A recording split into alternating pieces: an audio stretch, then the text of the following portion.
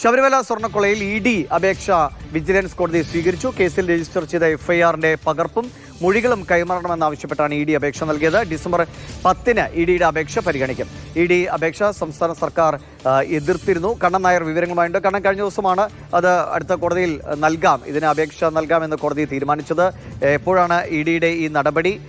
ഇപ്പോഴും സർക്കാർ അതിനെ എതിർത്ത് നിൽക്കുന്നതിന്റെ ഒരു കാരണം എന്താണ്?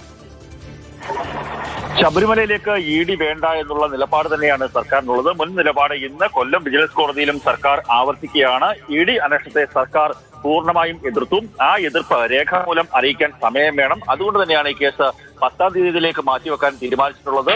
എഫ്ഐആറും മറ്റ് അനുബന്ധ രേഖകളും വേണം എന്നാവശ്യപ്പെട്ടുകൊണ്ടാണ് ഇ.ഡി.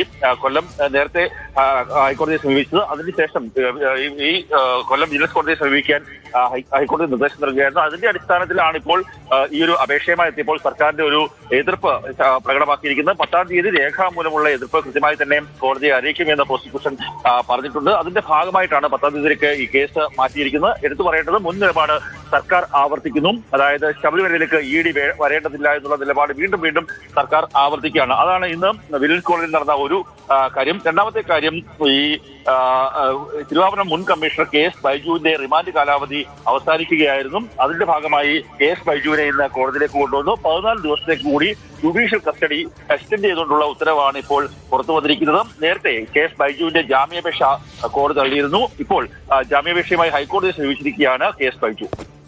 ശരി. കണ്ണൻ നായരാണ് വിവരങ്ങൾ നൽകിയത്.